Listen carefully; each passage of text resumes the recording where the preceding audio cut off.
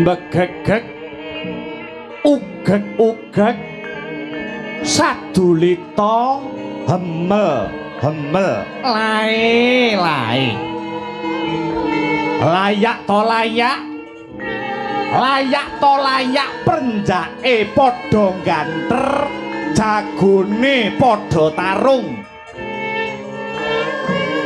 babar pisan Semar ora nduga mana lamun to gubukku karang kadempel kene kerawuan sedulurku tuwa Kakang Togog Tejo Mantri. Kakang Togog padha winantu Basuki anggonmu prapta ya Kang. Iya Semar, adikku Semar Badranaya pangrasa adoh saka Sambikala kalih saka Rubeda anggonku prapta ana sudungmu karang kadempel kene ora liwat kowe rak padha ginanjar kebagas warasan to Ismaya. Iya Kang, awit saka pangestune Kakang Togog Semar tansah jinangkung ing dewa Kang. Musik orane ngono Kang, kok njanur gunung kadingaren tur ana wektu sing longgar wektu sing mirunggan anggonmu nyambung talining paseduluran. Ketitik Kakang Togog prapta ana ing sudungku karang kadempel kene yen mung tilik yen mung mertinjo tilik marang keselamatanku lan keselamatane anak-anakku syukur ewadene yen pancen ana wigati mara gage enggal wedarna kanthi tetela Kakang Togog. Semar piye Kakang Togog?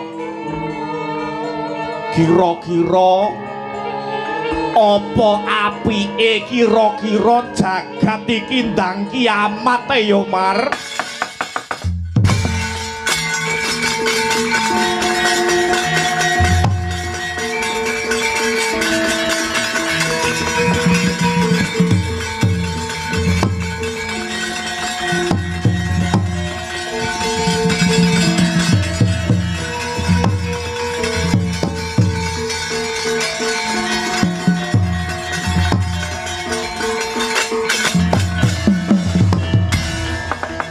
Semareka den prayitna semurere eka ambalik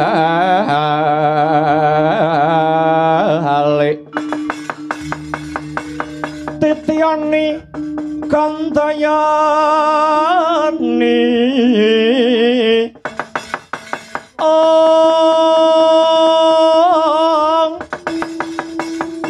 Trisanya Pranama sasi gilar-gilar semedi ing tengahing latar milangono lintang Bima Sekti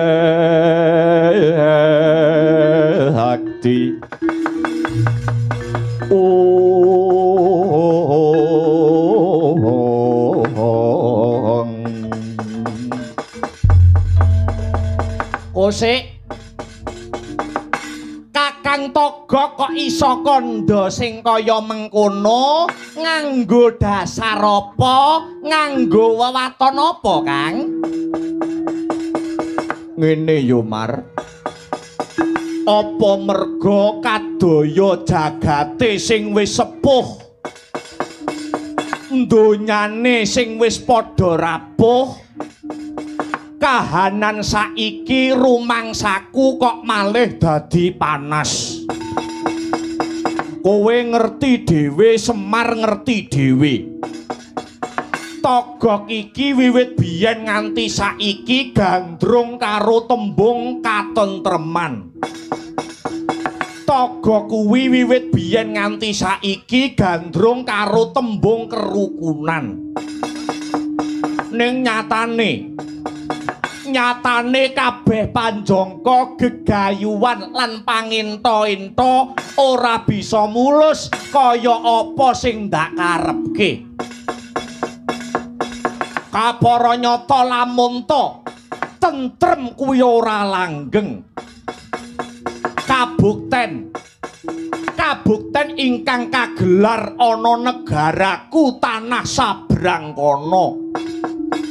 Nanging tanah sabrang kuwi mau isih kelebu wilayah wewengkon negara Ngastina. Ya kuwi jenenge negaraku Negara Loji Tengara. Bosmu utawa ratumu jenenge sapa, Kang?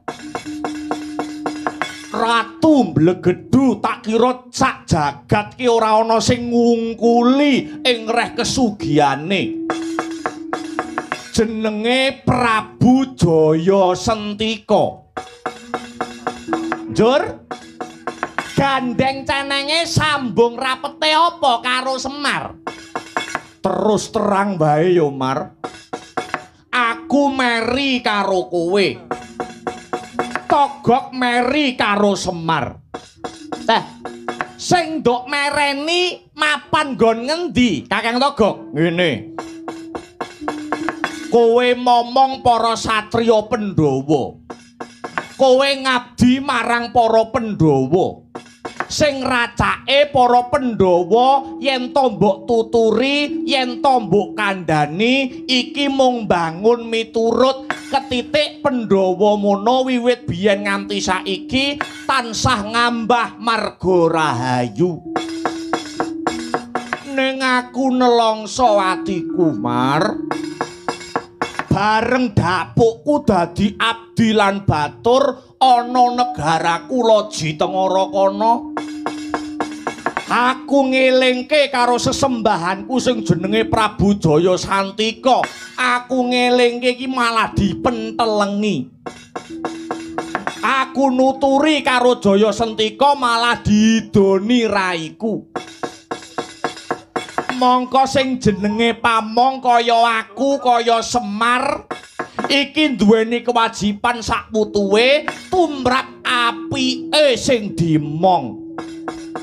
Kuwi tanggung jawab sing gedhe, kuwi tanggung jawab sing ora enteng.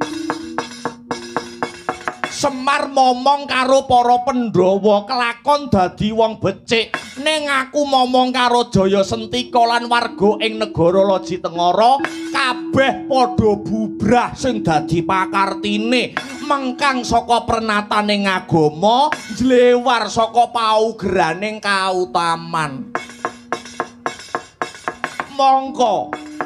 Mongko uwong kuwi yen wis rampung anggone urip ning diparane to, Mar. Ora wurung wong kuwi kabeh rak ya bakale padha mati. Mongko sing jenenge wong mati kuwi sok bakal tanggung jawab sak utuhe piye anggone netepi darmane urip ana ing jagat padhang iki.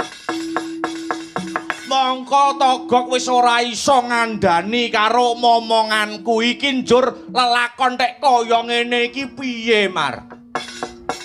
Aku meri karo Semar, aku meri karo wadiku.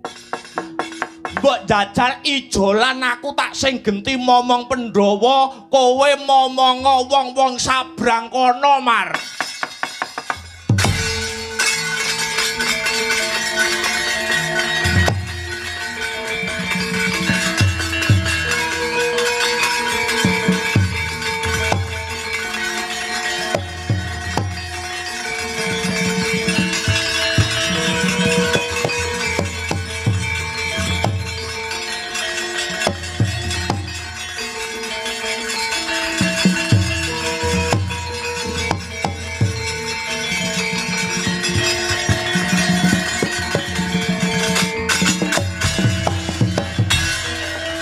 Sapantuk wahyune ngalah ya dumilah mangolah ilmu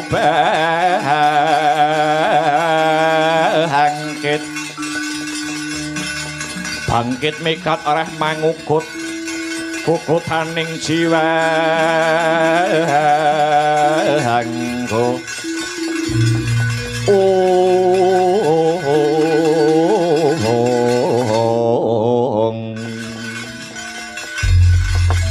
Osik. Ratumu sing jenenge Jaya Santika ki pakartine piye to, Kang? Wis tak kira lumaing bawana kurepe akasa ki ndek enek wong elek kaya bosku siji kuwi. Ya nadyan racake wit biyen sing tak mong ki wong elek-elek. Sing tak mong wiwit biyen nganti saiki ki wong jahat-jahat ning iki ngungkul-ngungkuli Mar. Wis babar pisan tanpa gagas panjerite kawula dasih. Ing atase para kawula iki nete-nete uripe bencana bumi banjir nekani kabeh do ngungsi golek urip. Lah kok kraton nggih papane ratu malah dibangunke anyar ngono kuwi piye jajal? Kabeh sing dadi panangise kawula dasih babar pisan ora nate digagas. Ning sing diupaya mung klemising lambe blenduke wetenge dhewe. Ing atase para kawula ki nadyan rekoso kaya ngapa iki tetep nglumpukake dhuwit kanggo pajek negara. Ning leh nanjake pajek negara iki mau ora bener malah nggih bancaan karo sing ning dhuwur kono. Rina wengi isine mung pinter-pinteran guneman nanging babar pisan ora ngrampungke perkara Mar. Lah pakartinista kaya ngene kok kon ngumbar. Kawulane iki njur arep digawa nyang endi? Aku njaluk tulung tenan karo kowe Mar. Embuh piye caramu, embuh piye reka dayamu. Elingno ratu Gustiku, elingno ratu sesembahanku kae. Iki mengko yen sing ngelingke pamonge satriya tanah Jawa, mbok menawa bakale ana padhanging lelakon. Wis aku njaluk tulung karo kowe tenan yo Mar. Aku tak leren lehku dadi togok yen nganti ora bisa gawe katentreman, aku pasrah bongkokan karo adikku Semar.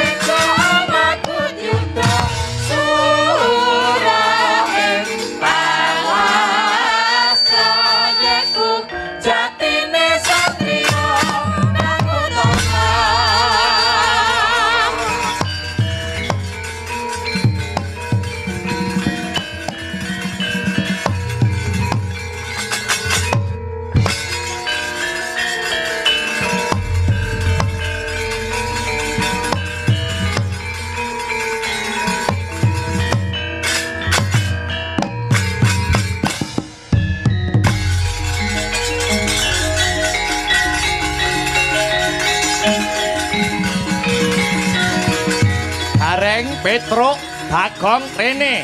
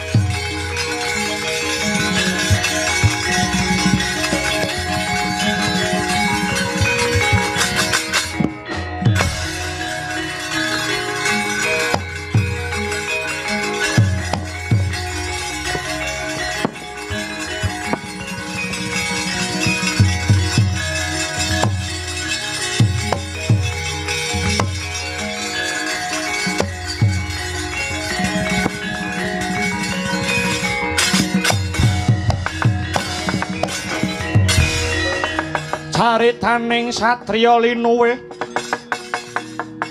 kang maradi mring kautaman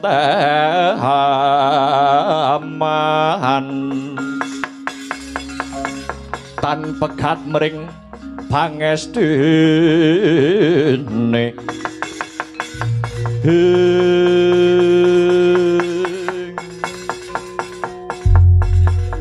Gareng wonten dawuh Bapak tanpa lidah sinambung tanpa banyu tinalang mestine kupingmu krungu dhewe senadyan to anak-anakku mung ngrungokke ana ing pepungkuran ndak kira wis mudheng apa sing dirembuk dening Pak Demu Togok Tejo Mantri. Aku ngrumangsani wis tuwa Gareng, aku ngrumangsani Semar ngrumangsani wis ora dadi bocah enom. Arep jangkahke sikil iki rasane abot banget. Entong-entong rasane wis ra karuan. Mongko Pak Demu Togok iki mau masrahke sak wutuhe babakan katentreman kang kagelar ana negarane Loji Tengara kabeh dipasrahke bruk petutuk marang Semar. Gareng, kowe anake sapa? Anake Bapak Semar. Kewajibane anak marang wong tuwa kepriye? Mbangun miturut apa sing dadi perintahe bapak, mbangun miturut apa sing dadi perintahe wong tuwa. Nek aku kandha ngalor, Gareng mesti ngaler. Nek aku kandha ngidul, Gareng mesti kemawon ugi ngidul. Gareng dina iki budhal ning Loji Tengara, tentremno kahanan Loji Tengara.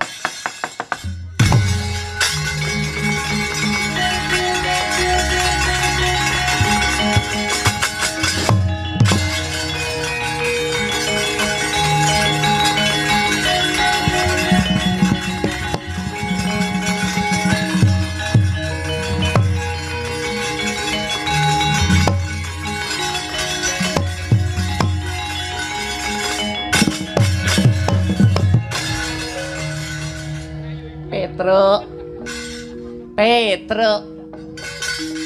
Piye Mas Gareng? Kowe apaku le? Kok dadak takon genah adikmu. Kewajibane adik marang kakang apa, Truk?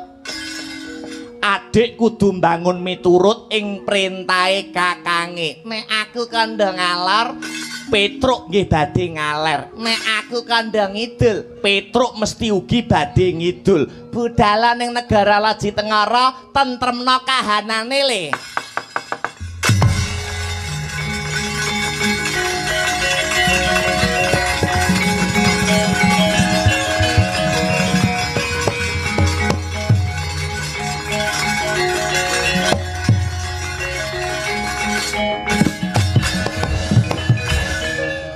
Kowe apaku, Truk? Kuwalik no. Kuwalik. Loh, masa kuwalik? Kuwalik. Oh, mosok. Gong, nun. Kowe apaku? Adikmu. Kewajibane adi nyang kakang iki kepiye? Kakang kudu manut ing reh perintahe adike, mangkato ning loji tengara truk. Kusik ta, kusik. Kusik ta. Mangkato, kusik lungguh sik. Ki ndak kuwalik to. Piye? Kuwalik piye? Kowe apaku? Aku adikmu. Kewajibane adik nyang kakang, kakange kudu manut ing reh perintahe adike mergo adike jek cilik. Ana tetembungan yen wani aja wedi-wedi, yen wedi aja wani-wani. Yen pancen kowe moh mangkat, Petruk tak sing budal dhewe.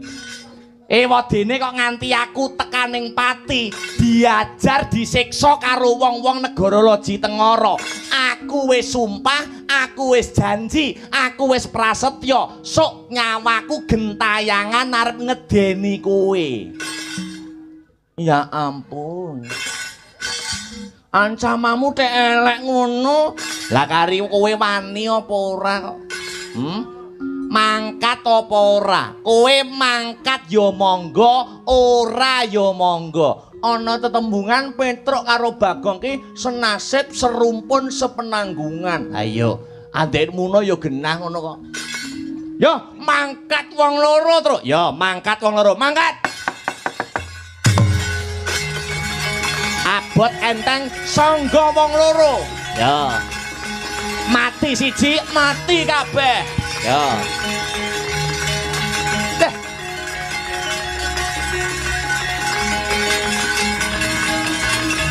Yo. Yo yo. Yo yo yo yo yo yo. Yo yo yo.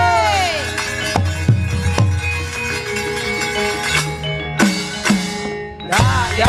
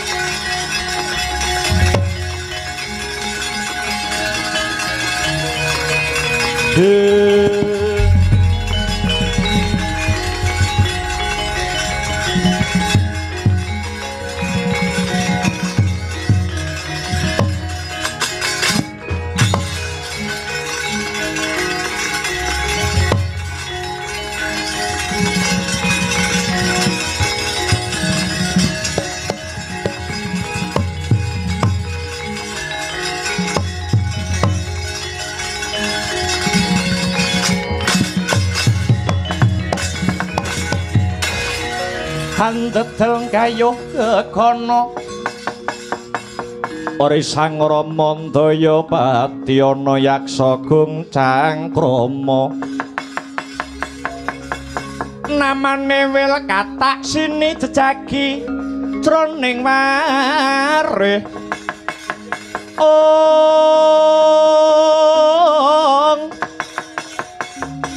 Bathok kolam tanpa tuwa mina-mina Drojaladri mila gugu saben ari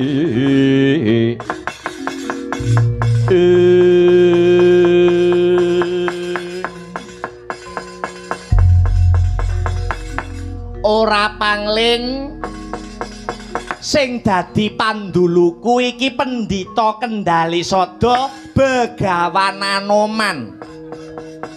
Inggih Ki Petruk. Kula ingkang merpeki jengandika Ki Petruk. Anoman nak padha slamet to, Man? Inggih, awit pangestunipun Ki Bagong wilujeng nir ing Sambikala. Ana wigati apa, Man?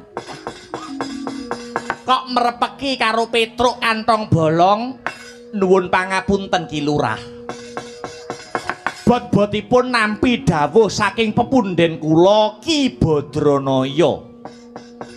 Kula nampi perintah supados andampangi dumateng tindak jengandika Ki Lurah Petruk ingkang badhe prapteng loji Tengara. Njejekaken tembung adil, njejekaken tembung bebener. Pramila saking menika Ki Lurah sampun wasu melang ing penggalih. Kula ingkang badhe ngreksa dumateng kayuwanandika tuwin kayuwananipun Ki Lurah Bagong. Wah, matur suwun lho, Man. Syukur bage 1000 yen pancen kaya ngono senggana. Ning kowe aja ngarep apa-apa, Man. Merga niatku iki labuh sing kanthi tulus, tegese lelabuhan sing tanpa ngarep-arep bebungah apa-apa lho, Man. Inggih, babakan menika kula sampun mangertos Ki Lurah. Pancen sampun dadi niat kula ciptaning galih wiwit kuncung ngantos gelung. Urip kula menika badhe kula sramakaken kinarya nindakaken dharma tumrap katentremanipun bebrayan agung. Bagus yen pancen kaya mengkono.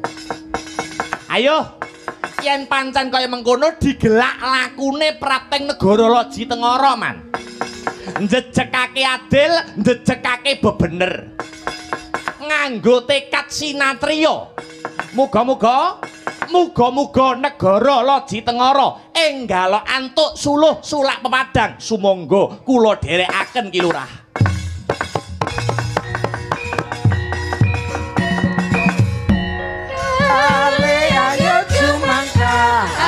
Basmi denalangit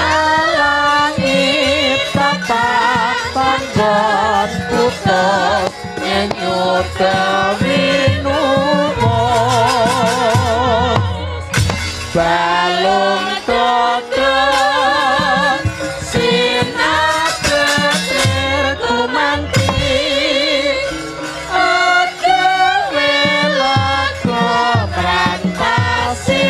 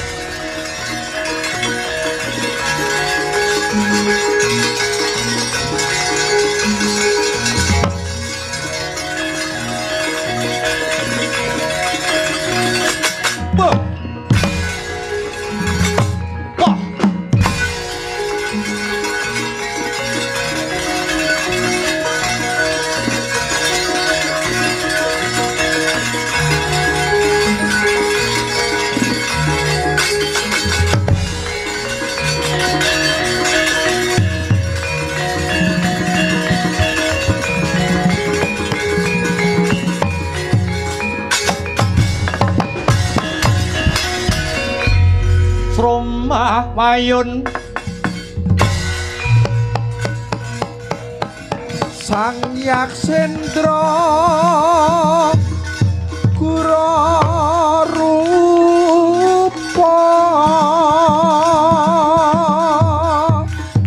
Mangasas kadi angin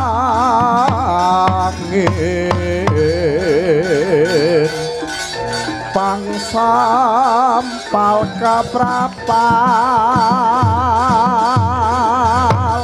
Selo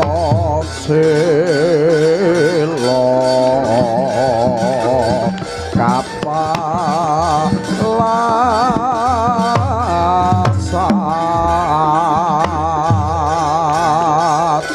Satu lumayu mangungsi kagat kakudo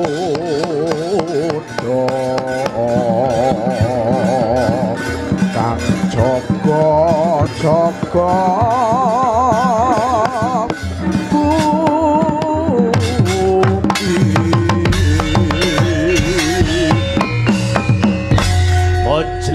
bojleng iblis laknat padha jek-jekan. Yen ora sisip sing dadi panduluku, iki ana wanara kusika seta tegese ana kethek sing rupane putih wani mlebu ana wilayah kraton Loji Tengara. Lamun kowe bisa tata jalma menungsa sapa sing dadi aranmu, Wanara? Mburi saka pertapan Kendali Sada. Jenengku Begawan Anoman, bali takon jenengmu sapa? Barongan.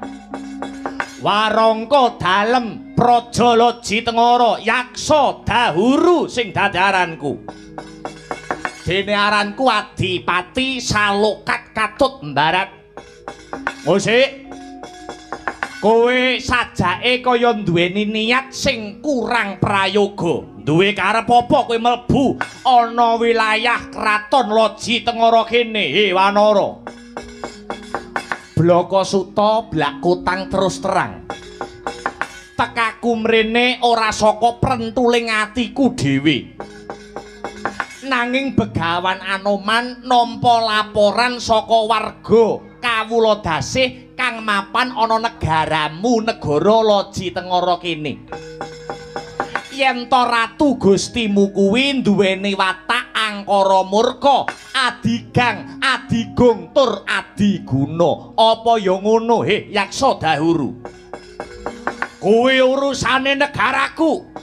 Kowe wong jaban rangkah ora wenang nyampuri perkarane wong-wong negara Loji Tengara. Ora usah melu-melu celeng boloten kebo latengen. Musik. Sipate ratu kuwi kudu ngayomi karo kawulane. Ora kok malah ngidak-ngidak kang sarta nyiksa panandange para kawula dasih. Kuwi jenenge panguwasa kinarya gada. Mula wigatine Begawan Anoman prapteng negara Loji Tengara kene mung bakal nganti, mung bakal ngajak.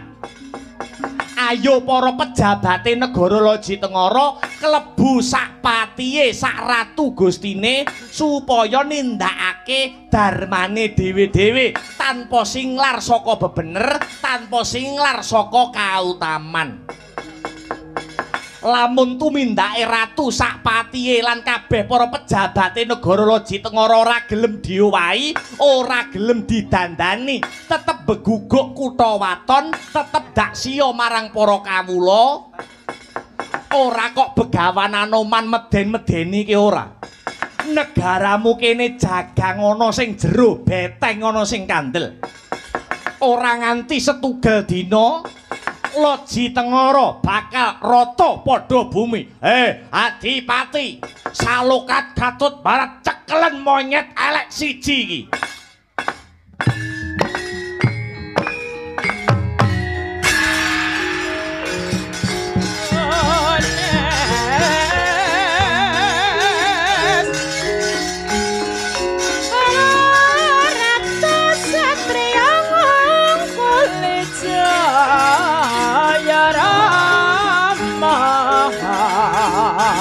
Nek katunan kuwi Anoman.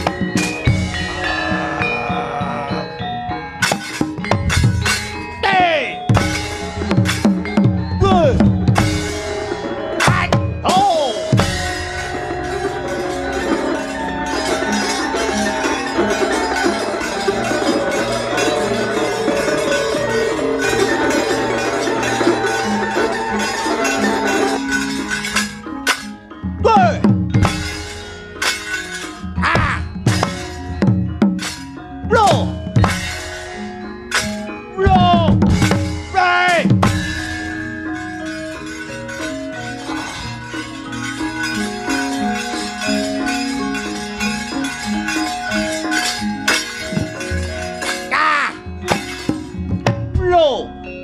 Ba a e te. Ba. He a a ut. Ba.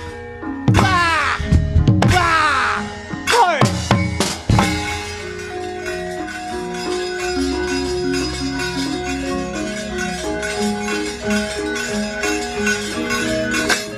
Wah. Lo. Ba. Ba.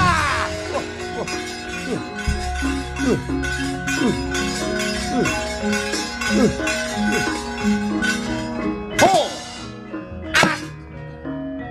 Lo. Re. Ba. Hut. Hoi. Hoi.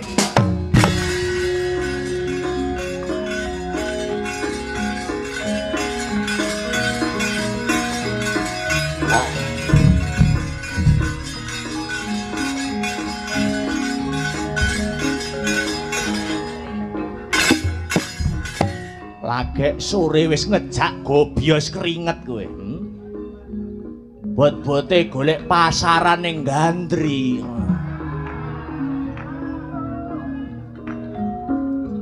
Ah. Ah. Ah. Ah. Ah. Hut. Ah. Hut. Ah.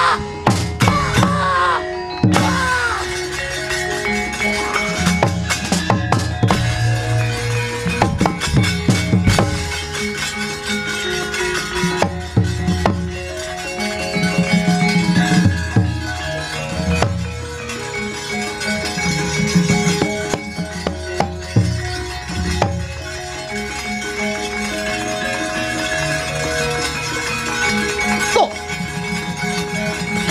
Tuh.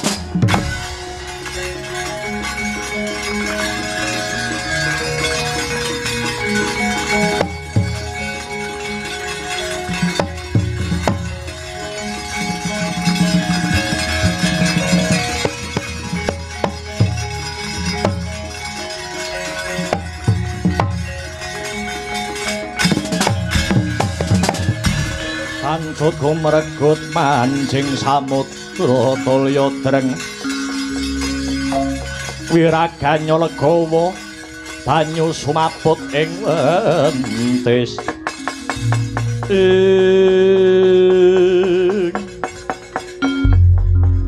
dapure kaya wedhus wani mlebu kraton Loji Tengara sapa iki ndangu dateng kula nami kula Petruk Kantong Bolong dene wingking kula niki adi kula namine Bagong jenengan sinten apa ora kula pawarta adol pangrungu ratu kondang kaonang-onang kajuara saindenging jagat raya Prabu Jaya Sentika iki ya aku menungsane oh iki ta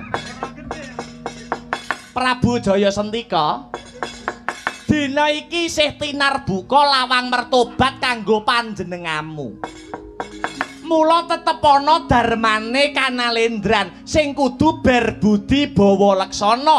Berbudi iki tegese seneng geganjar ngula wisuda, bawa leksana apa kang kawedhar kudu kelakon. Yen iya ya iya, yen ora ya ora. Wis kesuwen udakara 32 taun bangsamu dhewe mok idak-idak merga saka panguwasamu sing ngumbar marang tembung angkara murka mula dina iki Prabu Jaya Sentika mula dina iki syukur yen kena tak elikke ewa dene ora kena tak elikke detik iki uga kowe kudu lengser saka kursi kelungguhan Ratu Loji Tengara. Weh, lah dalak gibeng diengkleh-dengkleh ragamu kowe.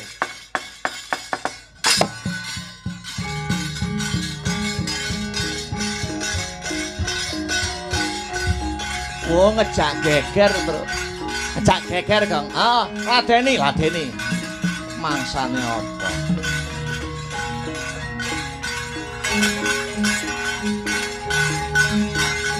bosen urip. Hei, wah, wis. Hei, hei, wah, wah. Sundel Gong, oke. Biar kowe.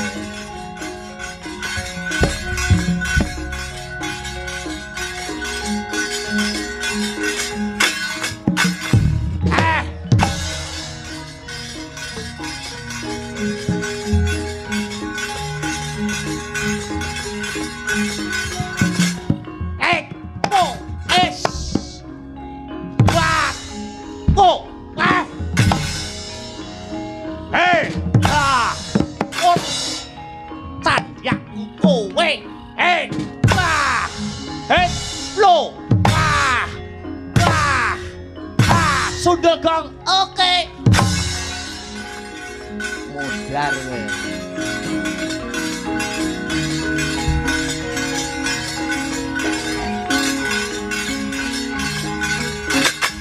Oh.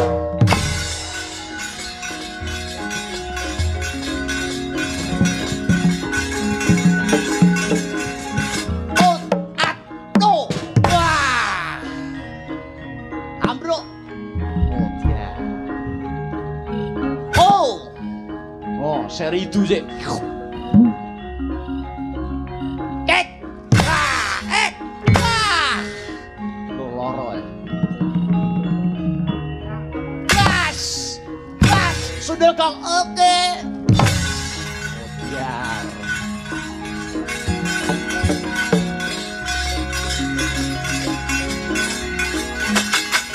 Loh.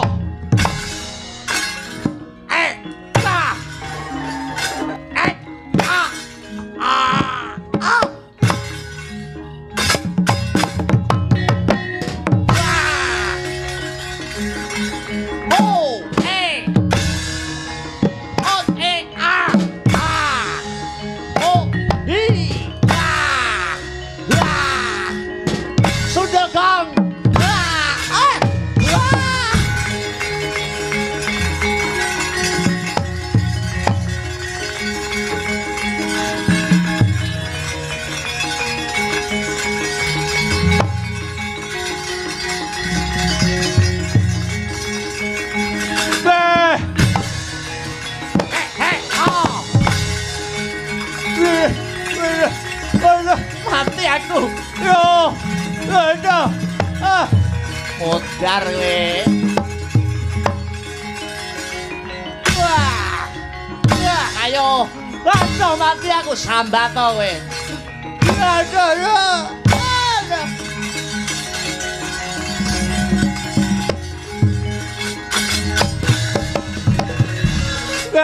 Aduh, mati aku Pedro. Aduh, mati aku mutiar. Ora tak tonyone kabeh sambato kowe. Aduh, mati aku. Mati ayo sambato terus. Sambato terus nyok kurang marem. Ya. Aduh. Aduh aku njaluk urip. Ki Petro. Ki Petro aku kapok Ki Petro. Ayo sambat. Nek ora dingin iki ratu elek pakartine, kelakuane elek, ora tau mulyake kawulane, rina wengi kok dolanan wedokanane. Ayo.